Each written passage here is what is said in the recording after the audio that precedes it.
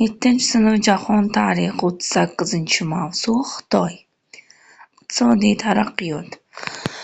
Sun sulolasining hokimiyatga kelishi bilan Xitoyda uzoq davom etgan siyosiy tarqoqlik va o'zaro urushlarga chek qo'yildi.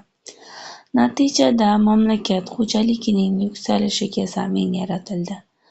10-asrdan suvni nisbatan baland joylarga chiqaruvchi moslamalardan keng foydalana boshlandi. Chig'irdan foydalanish ekin maydonlarini ko'paytirish imkonini bergan. Suv tegirmonlari yordamida sholini tozalash, moy olish va un chiqarish tobora keng qo'llanila boshlangan. Rivojlangan o'rta asrlarda Xitoyda imperator, harbiy zodagonlar, amaldorlarga qarashli davlat yerlari kamayib, zamindorlarning xususiy yerlari ko'payib, xususiy yerlar shuningdek yangi o'zlashtirilayotgan qo'riq va tog'oldi hududlarni hisobiga ham kengaygan. Yirik mulkdorlar yerlarining ko'payishiga, kambag'allarning qarzlari evaziga yerlarining tortib olinishi ham sabab bo'lgan. Shu tariqa 11-asr boshlarida ekin maydonlarining yarmi yirik zamindorlar qo'liga o'tgan. Bu yerlarda asosan ijarachi dehqonlar ishlagan.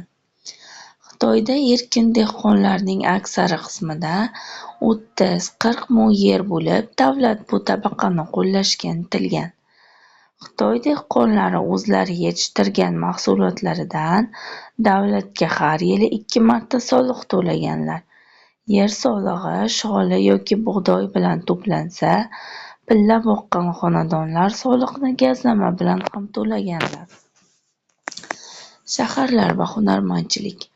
Kayfin, Chengdu va Uchan shaharlari Xitoyning yirik savdo va hunarmandchilik markazlari edi. Xitoy savdosida suv yo'llari alohida ahamiyat kasb etgan.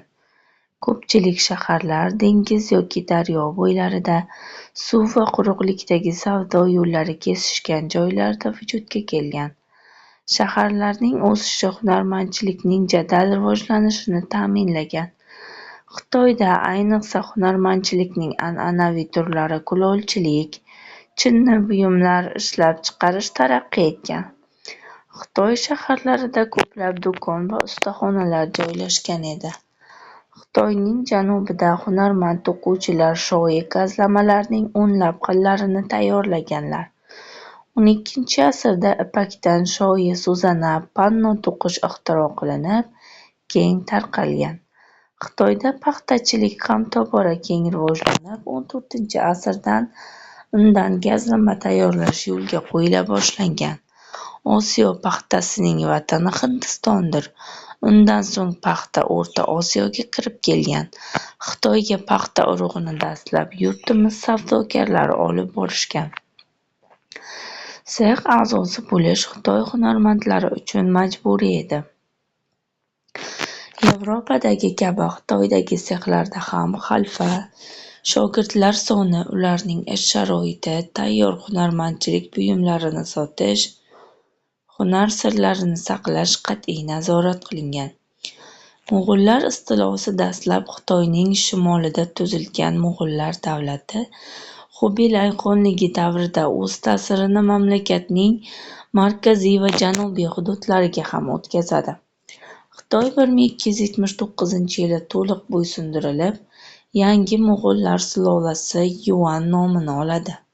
1279-1368-yillar. Mo'g'ullar Xitoydagi yerlarni unda yashaydigan dehqonlari bilan birga bo'lib olishadi. Ammo dehqonchilikda xo'jalik yuritish usullari va soliqlar avvalgicha qoladi. Mo'g'ullar davrida to'lovlarning oshib borishi faqat dehqonlar va hunarmandlarnigina emas, hatto savdogarlarni ham xonavayron qiladi. Hukumat to'xtovsiz o'sib borayotgan xarajatlarni qoplash uchun qo'shimcha qog'oz pul chiqara boshlaydi. Bu esa pulning qadrsizlanishiga, mahsulot va hunarmandchilik buyumlarining qimmatlashishiga sabab bo'ladi. Xubilay mamlakatni boshqarishning xitoycha usulini qo'llasada, mahalliy amaldorlar xizmatidan voz kechadi. davlat amaldorlari orasida turli xalq vakillarini uchratish mumkin edi. Xususan, venetsiyalik sayyoh va savdogar Marko Polo Xubelayxon saroyida yuksak lavozimni egallagan. Min sulolasi boshqaruvi. Mo'g'ullar imperiyasining inqirozi boshlanishi bilan 14-asrning o'rtalarida Xitoyda ham xalq ozodlik harakati kuchayadi. Henan va Shandun viloyatlarida 1351-yilda boshlangan dehqonlar qo'zg'oloni tez orada butun mamlakatni qamrab oladi. Qo'zg'olonga rohib Chu Yuanchan boshchilik qiladi. 1368-yilda mo'g'ullardan ozod bo'lgan Xitoyda Yuanshan asos solgan Min imperiyasi faoliyati boshlanadi. 1368-yilda Xitoyda Yuanshan asos solgan Min imperiyasi tashkil topdi.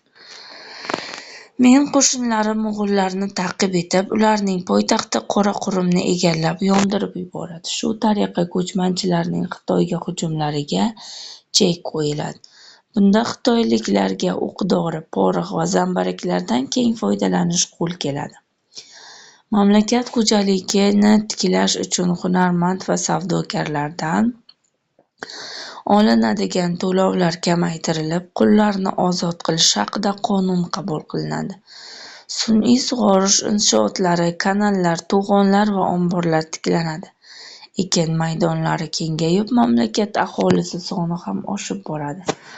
Xitoy 15-asrda mamlakatda yirik zamindorlar hokimiyatini mustahkamlanishi bilan mo'g'ullar bosqini asoratlarini tugatish uchun dehqonlar, hunarmandlar va savdogarlarga berilgan imtiyoz hamda yengilliklar bekor qilinadi.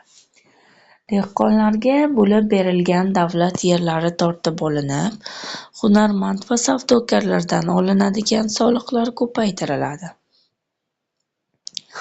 15-asrning boshlaridan Min sulolasining Amir Temur saltanati bilan munosabatlari buziladi. Faqat Amir Temurning qo'qqisdan vafot etishi Xitoyga qarshi yurishning amalga oshmasligiga sabab bo'ladi. Bu esa Xitoyga 1406-yilda Vyetnamni, keyinchalik Mo'g'ulistonni istilo qilishga yo'l ochadi. Mamlakatning iqtisodiy yuksalishi Shan He boshchiligidagi harbiy dengiz floti faoliyatida namoyon bo'ladi. Tarkibida 62 ta kema, 30 ming jangchisi bo'lgan harbiy ekspeditsiya 1405-1433-yillarda Zond arxipelagi, Shri-Lanka va Hindistonga 7 marta yurishlar tashkil qiladi. Uning kemalari Ormuz, Fors ko'rfazi va Sharqiy Afrika sohillariga qadar suzib borgan. Musulmon bo'lgan Chijan He Makkani ziyorat qilgan. Bu ekspeditsiyalar Xitoyning mavqeini oshirib, tashqi savdoni kengaytirish imkonini bergan.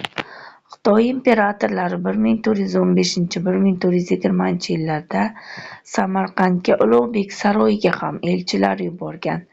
Lekin Temuriylar davlati mavqei balandligidan unga Xitoyning tazyiqi ta'sir etmagan. 15-asrning o'rtalaridan iqtisodiy inqirozning boshlanishi Xitoyning ichki taraqqiyoti va tashqi siyosatiga salbiy ta'sir ko'rsatadi. Xitoy haqidagi mavzumiz shulardan iborat edi. Bizni kuzatishda davom eting. Like bosib obuna bo'lishni unutmang.